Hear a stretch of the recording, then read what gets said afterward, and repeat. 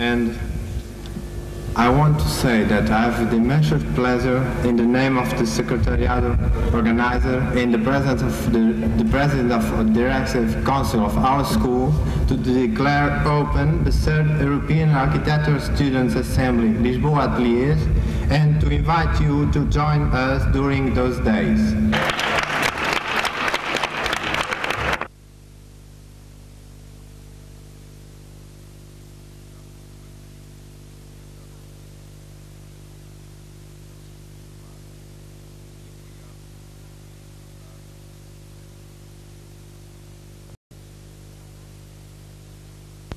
I think if you want to stop in some slides and to know where is it and why is what happened, and historical town, as we can describe it, is determined and curated in this area. You can see there is a valley of Ceuta, and Monsanto, the mountain, and it all happened in that area. It all happened, I mean, until 19th century. Some of Portuguese writers used to compare Lisbon to Rome about the Collins, the 7 Collins. I don't know if that is the name. Yes? Hills. The 7 hills, of course. Well, Lisbon has already also some hills. Some say there are 7 hills. Well, you know, Rome, it's very important, and it influenced Lisbon, of course.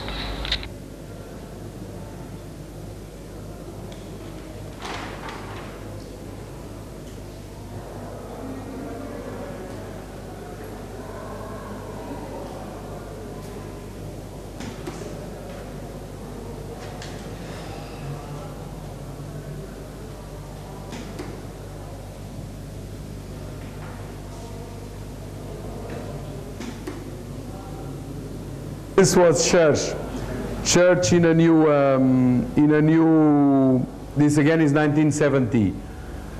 Church in a new residential area in Lisbon at the time, you know, of the Carte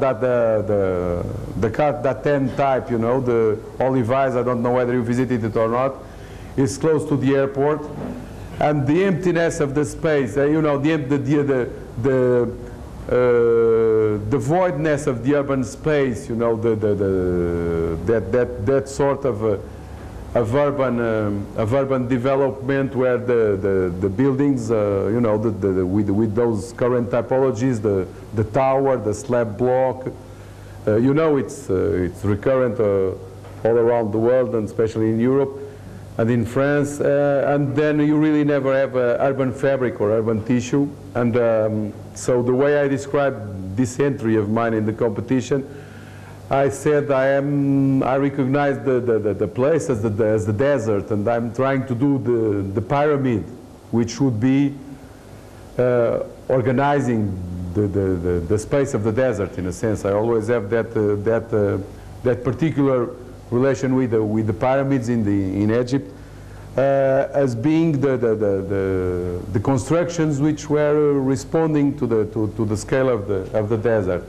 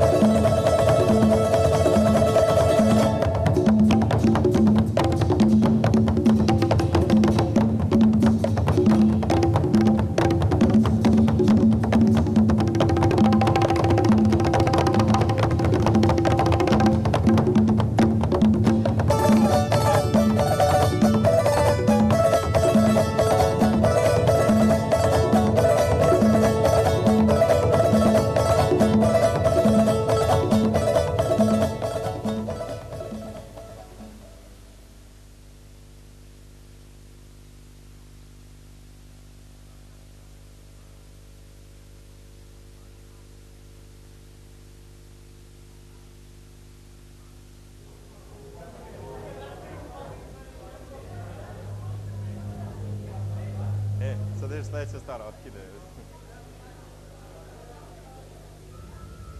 Slušaj stvari, evo te, otkide.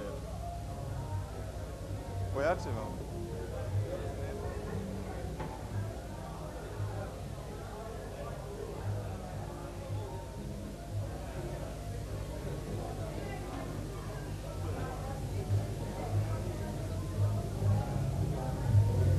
I'll just make a short introduction of what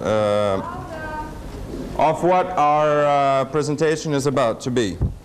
The basic assumption of our presentation is that the zodiac sign of the architect influences the expression of the object he designs. I hope you understand what I'm talking about. If shut up. The microphone is out of order, so you just keep quiet. In order to present this, we shall try to make connections between the expression of the object and the characteristics of the zodiac sign in which the architect was born.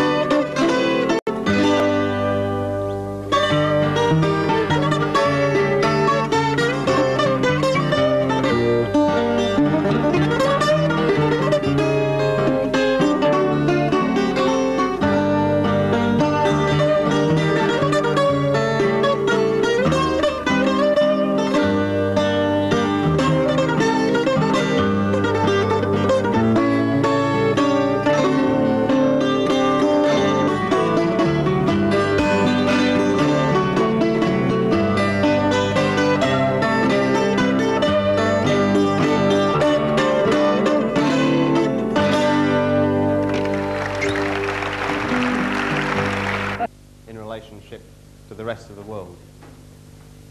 So that on the vertical axis you have the desire to express, and at the top of the axis you've got the desire to communicate to everyone as much as you possibly can, and on the horizontal axis you have the degree of what could be called collectivity, i.e. the degree to which any one person or group of people relates to the rest of the world. And so, to the extreme, is this left? Yeah, left. We have the hermit, who relates to nobody at all. And to the extreme right, you have a utopian situation, in which every person that lives in society understands exactly what everybody else is talking about. I mean, that's something like the intellectuals in the Renaissance. I've been teaching theory and architecture. My basic what is true in the architecture, what is the type of space, open or inside structural space, which can help you, which can help me, which can help everybody. Nobody knows. In a common sense. But you have people like Graves who can tell you, my God, nobody knows, but I know. And he do, and he did. Okay? But this is much more important than sometimes people think. If I'm using, well, this aggressive way of putting the things is to oblige these young people to think about this. Nobody can go home with the throat in the pocket. We can't see anything.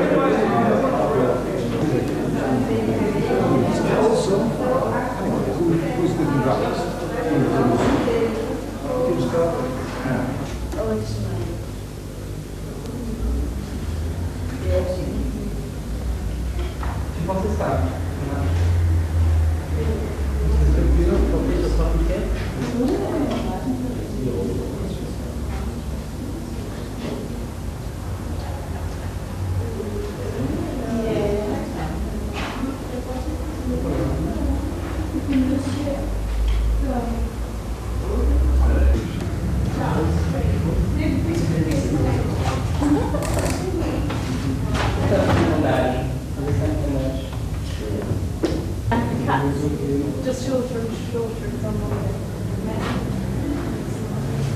Let's just tie them on.